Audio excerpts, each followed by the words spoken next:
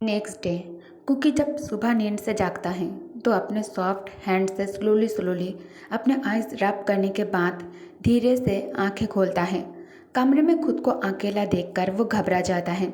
जल्दी में बेड से नीचे उतरने की कोशिश करता है, लेकिन उसका राइट लेग ब्लैंकेट में उलझ जाता है और वो बेड से नीचे गिर जाता है। बेड से नीचे गिरने की वजह से उसे हल्की सी चोट भी लग जाती है। कुकी की खूबसूरत बिग डोई आइज तुरंत आंसू से भर जाती हैं। उसके होठ हल्की सी कांपने लगते हैं। वह अपने कमरे में इधर उधर देखता है और फिर कांपती हुई आवाज़ में तैयांग को बुलाते हुए रोना शुरू कर देता है। रोते हुए कुकी अपनी बेबी लैंग्वेज में कहता है, daddy where are you, why did you leave Cookie alone. तभी जोंगकुक के बेडरूम का डोर ओपन होता है और सर्वेंट लेडी अंदर आती है।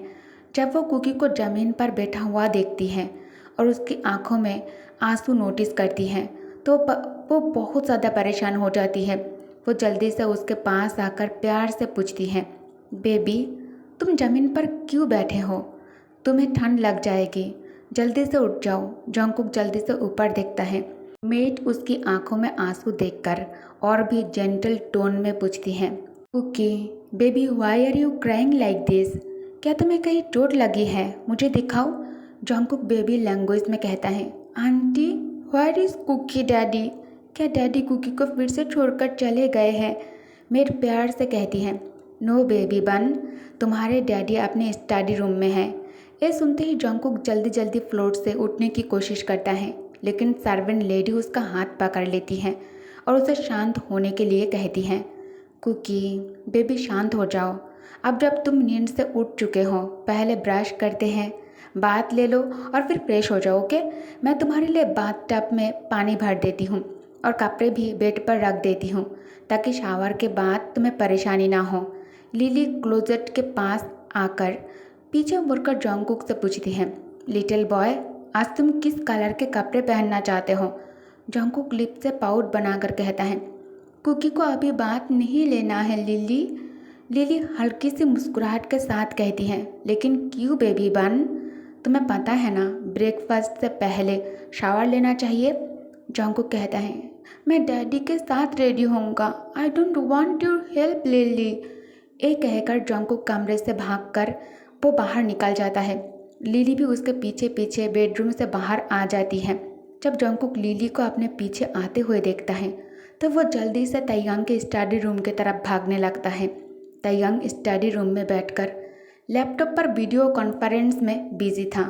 तभी अचानक स्टडी रूम का डोर खुलता है और जोंगकुक दौड़ता हुआ अंदर आ जाता है। डोर खोलने की आवाज़ काफ़ी तेज़ थी, इसीलिए तैयांग का ध्यान मीटिंग से हटकर दरवाजे की तरफ चला जाता है। अचानक हुई डिस्टर्बेंस की वजह से वो थोड़ा सीरियस लग रहा था, लेकिन जैसे ही उसने अपने बेबी को कमरे में एंटर करते हुए देखा उसके एक्सप्रेशन तुरंत सॉफ्ट हो जाते हैं। तैयांग वीडियो कॉन्फ्रेंस एंड करके लैपटॉप साइड में रख देता है।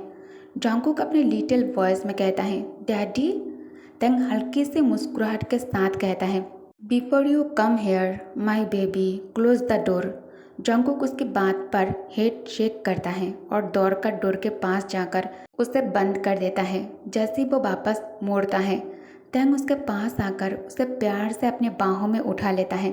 अचानक हवा में उठने पर जोंगकुक एक पल के लिए आंखें बंद कर लेता है और अपने दोनों हाथों से तैयांग के शोल्डर्स पकड़ लेता है। तैंग उसे स्टडी टेबल के पास लेकर जाता है और चेयर पर बिठा देता है और उसके बाल प्यार से ठीक करता है।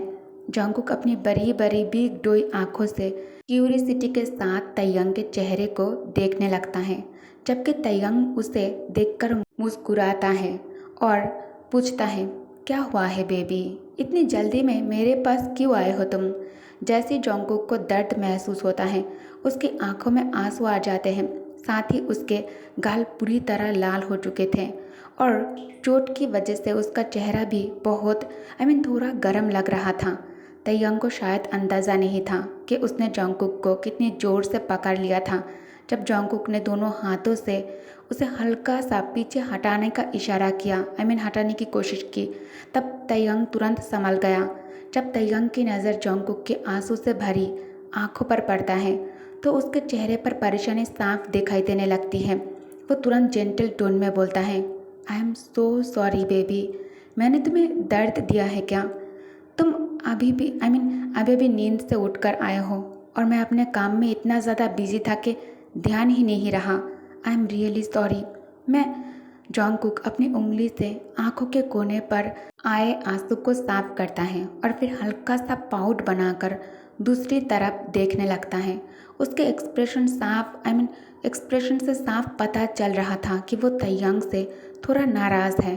तैंग तुरंत समझ जाता है कि उसका लिटिल बेबी गुस्सा है उस पर और अपने बेबी का मूड कैसे ठीक करना है ये तैयांग अच्छी तरह से जानता था। वो प्यार से जॉन्गकुक को अपने बाहों में उठाता है और स्टडी रूम के ह्यूज काउच की तरफ चला जाता है। काउच पर बैठकर वो जॉन्गकुक को अपने पास बिठा लेता है अपने गोद में। फिर उसके बालों को धीरे से ठीक करते हुए और उसके आंसू पोंछते हुए सॉफ्ट वॉइस में कहता है, बेबी बन, क्या तुम्हें अभी भी दर्द हो रहा है? क्या डैडी ने गलती कर दिया है फिर से? अगर मैंने तुम्हें अपसेट किया है तो डैडी सच में सॉरी है तुमसे। जॉन्गकुक फिर भी चुपचाप बैठा रहता है, जिससे तैयांग को और भी ज़्यादा एहसास होता है कि उसका बेबी अभी उससे नाराज़ है, बहुत ज़्यादा। तैंग ये बात तुरंत समझ आता है और अपने लिटिल बेबी का गुस्सा कैसे शांत करना है वो सोचने लगता है। तैयांग उसके बाल धीरे से ठीक करते हुए और उसके चेहरे पर आए आंसू को साफ करते हुए अपने डीप वॉइस में कहता है, बेबी बहुत ज़्यादा दर्द कर रहा है क्या? डैडी इतना ज़्यादा बुरा है क्या? डैडी तुमसे प्यार नहीं करता? लेकिन जॉन्गकुक तैयांग की किसी भी बात का जवाब नहीं देता है, ना ही वो उसके तरफ देखता है। ये देखकर तैयांग हल्की सी उदास आवाज़ में कहता है, मेरा बेबी मुझसे इतना ज़्यादा गुस्सा है और अब वो मुझसे बात भी नहीं करेगा। जॉन्गकुक फिर भी चुप रहता है। तैयांग मजाक करते हुए कहता है, अच्छा, अगर मेरा बेबी मुझसे बात नहीं करेगा तो शायद मुझे वापस अब्रोड चला जाना चाहिए। तैयांग के ये वर्ड सुनते ही जॉन्गकुक का चेहरा बदल जाता है। उसे फिर से वही पुराना डर महसूस होने लगता है। जॉन्गकुक को तैयांग को खोने का ख्याल ही उसे बेचैन कर देता है। जॉन्गकुक तुरंत अपने टाइनी हैंड से तैयांग की टी शर्ट की कॉलर पकड़ लेता है और घबराई हुई आवाज़ में कहता है, daddy don't leave Cookie alone, Cookie loves you so much daddy, don't go. उसकी आंखों में फिर से आंसू आ जाते हैं। तैयांग तुरंत उसे रीएश्योर करते हुए उसके सिर पर प्यार से हाथ फिराने लगता है। I won't leave you alone baby बन, डैडी इज़ राइट हेयर और डैडी भी तुमसे बहुत ज़्यादा प्यार करता है, अब रोना बंद करो। जॉन्गकुक धीरे से हेड को नोट करता है। तैयांग हल्की सी मुस्कुराहट के साथ पूछता है, अब मुझे बताओ तुमने अभी तक नहाया क्यों नहीं? जॉन्गकुक लिप से लिटिल पाउट बनाकर कहता है, कुकी डैडी के साथ रेडी होना चाहता है। ये सुनते ही तैयांग एक पल के लिए सरप्राइज हो जाता है। फिर वो मुस्कुराते हुए जॉन्गकुक के बाल हल्का सा रफल करता है और उसकी बात ध्यान से सुनने लगता है। जॉन्गकुक तुरंत अपने टाइनी हाथों से मजबूती से तैयांग टी शर्ट का कॉलर फिर से पकड़ लेता है और खुद को उसके सीने से लगाकर घबराई हुई आवाज़ में कहता है, daddy don't leave Kookie, Kookie loves you please. Jungkook की आवाज़ हल्की सी काँप रही थी और आंखों में डर साफ नजर आ रहा था।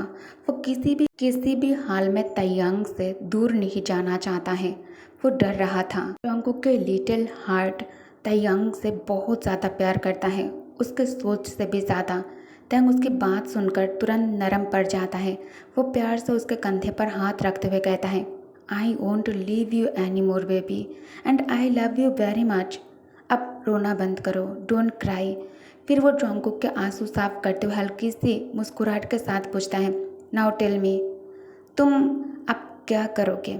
नहाओगे या फिर यह बैठकर बातें करोगे? जॉन्गकुक लिप से क्यूट सा पाउट बनाकर कहता है, Cookie need daddy help. Cookie little boy है ना? तैयांग एक पल के लिए फ्रीज हो जाता है। फिर वो शांत आवाज़ में कहता है, बेबी मैं पहले ही शावर ले चुका हूँ, तुम अपने रूम में जाओ, मैं तुम्हारी हेल्प के लिए किसी को भेज देता हूँ। लेकिन जॉन्गकुक फिर भी जिद करने लगता है। वो बार बार वही बात दोहरा रहा था और अपनी बड़ी बड़ी आंखों से तैयांग को देखने लगता है। तैयांग उसे समझाने की कोशिश करता है, लेकिन जॉन्गकुक आसानी से मानने वालों में से नहीं था। वो अपनी जगह पर अधिक बैठा रहता है और पाउट बनाए रखता है। तयंग कुछ कहने ही वाला होता है कि तभी स्टडी रूम के डोर पर अचानक नॉक नॉक की आवाज़ गूंज उठती है। दोनों का ध्यान तुरंत दरवाजे की तरफ चला जाता है। बाहर से सर्वेंट लेडी की आवाज़ आती है, मिस्टर किम। तंग तुरंत जॉन्गकुक को काउच पर आराम से बिठा देता है और खुद को कंपोज करते हुए कहता है, कम इनसाइड। अगले ही पल लिली स्टडी रूम के अंदर एंटर करती हैं। वो रिस्पेक्टफुली सिर झुकाकर ग्रीट करते हुए कहती हैं, गुड मॉर्निंग मिस्टर किम। तंग हल्की सी हेड नोट करता है और पूछता है, क्या बात है? लिली विनम्र आवाज़ में जवाब देती हैं, मिस्टर किम आपसे कोई मिलने आया है। तंग अपनी सीट से सीधा होते हुए पूछता है, हो? लिली कहती हैं, वायन मैम के फादर आपसे बात करना चाहते हैं। वो आपसे मिलने पर जोर दे रहे हैं। ये सुनते ही तयंग का एक्सप्रेशन थोड़ा सीरियस हो जाता है।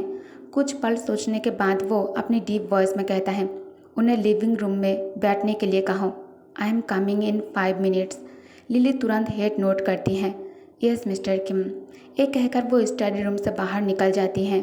स्टडी रूम से निकलने के बाद लिली सीधे एंट्रेंस हॉल की तरफ बढ़ती है और जहाँ वायन के फादर बेचैनी से खड़े थे, उनके चेहरे पर साफ नज़र आ रहा था कि वो काफ़ी परेशान और गुस्से में हैं। लिली उनके पास पहुंचकर रिस्पेक्टफुली कहती हैं, मास्टर जैक, मिस्टर किम इस वक्त एक इम्पोर्टेंट काम में बिजी हैं। वो 5 मिनट में नीचे आ जाएंगे। उन्होंने आपसे रिक्वेस्ट की है कि आप लिविंग रूम में बैठकर कॉफ़ी एंजॉय करें। लेकिन लिली के बात सुनते ही मिस्टर जैक का चेहरा और ज़्यादा सख्त हो जाता है। कॉफ़ी एंजॉय करूँ? वो नाराज़गी भरी आवाज़ में कहते हैं, क्या ये कोई मजाक है? मुझे कॉफ़ी नहीं चाहिए, मुझे सिर्फ ये बताओ मेरी बेटी कहाँ है? Where is my daughter? उनकी आवाज़ में बेचैनी और चिंता दोनों साफ महसूस हो रही थी। लिली एक पल के लिए चुप हो जाती हैं, फिर प्रोफेशनल टोन में जवाब देती हैं, सॉरी मास्टर जैक, मैं इस बारे में कुछ नहीं बता सकती। ये सुनकर मिस्टर जैक की बेचैनी और ज़्यादा बढ़ जाती है, जबकि लिली अपनी ड्यूटी निभाते हुए वहाँ से किचन की तरफ चली जाती हैं। वान के फादर गुस्से में खड़े होते हैं। तंग जॉन्गकुक से कहता है, बेबी जाओ और फ्रेश हो जाओ, डैडी का एक इम्पॉर्टेंट मीटिंग है, बाद में हम साथ में टाइम स्पेंड करेंगे। जॉन्गकुक मासूमियत से तयंग के चेहरे की तरफ देखते हुए कहता है, नो, कुकी यही रहना चाहता है डैडी के पास।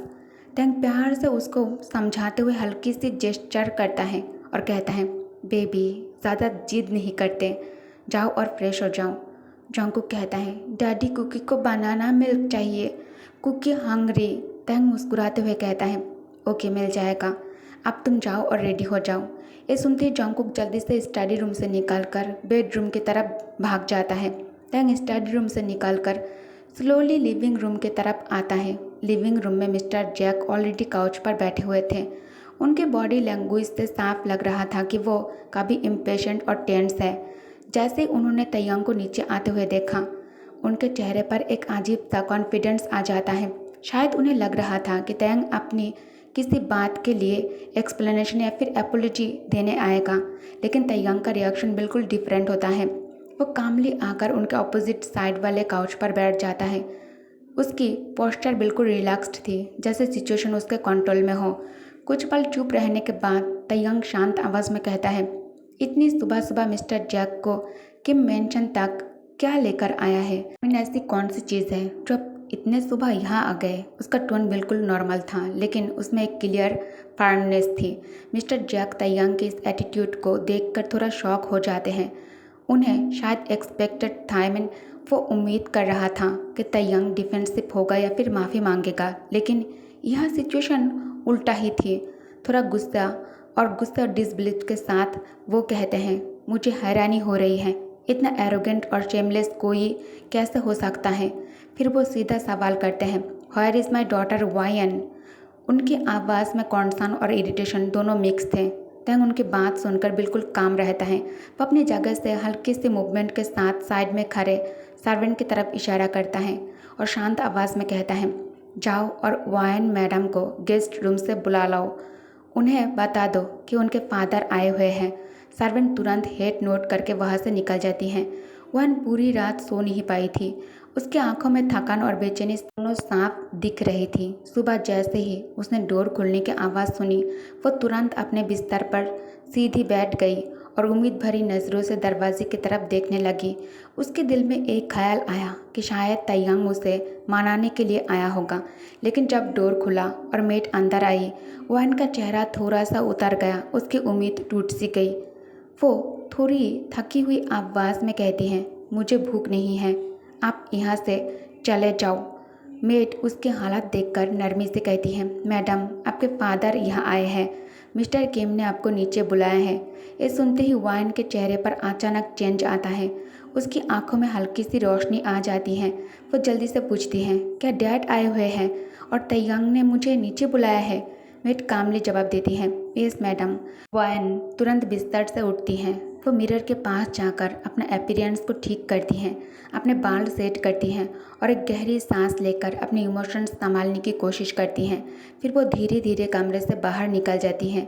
नीचे पहुंचते ही जैसे ही उसकी नज़र अपने फादर पर पड़ती हैं, वो इमोशनली ओवरवेल्म हो जाती हैं और दौड़कर उनके पास चली जाती हैं। उसकी आंखों से आंसू निकल आते हैं। मिस्टर जैक उसे देखकर तुरंत नरम आवाज़ में कहते हैं, डोंट क्राई वायन, मैं यहाँ हूँ तुम्हारे साथ, अब तुम्हें रोने की ज़रूरत नहीं है। वायन रोते हुए कहती हैं, डैड तैंग मुझसे मुझसे नहीं, उस लड़के से ज़्यादा क्लोज हैं, मैं उसके बिना नहीं रह पाऊँगी। मिस्टर जैक वायन को हल्का सा काम करने के बाद तैयांग की तरफ एक सीरियस और क्वेश्चनेबल नज़र से देखते हैं। फिर वो धीरे से पूछते हैं, तैयांग ये सब क्या हो रहा है? वायन और तुम लीगली हस्बैंड और वाइफ हो, फिर तुम इतनी आसानी से अपने रिश्ते को इग्नोर कैसे कर सकते हो? उनकी आवाज़ में डिसअपॉइंटमेंट और कॉन्सर्न दोनों साथ थे। वो आगे कहता है, इतना पुराना रिश्ता तुम एक पल में कैसे ख़त्म कर सकते हो? शायद तुम कुछ बातें भूल गए हो। वायन की शादी के वक्त हमारे बीच क्या बात हुई थी? रूम में एक हेवी साइलेंस फील होती है सबको।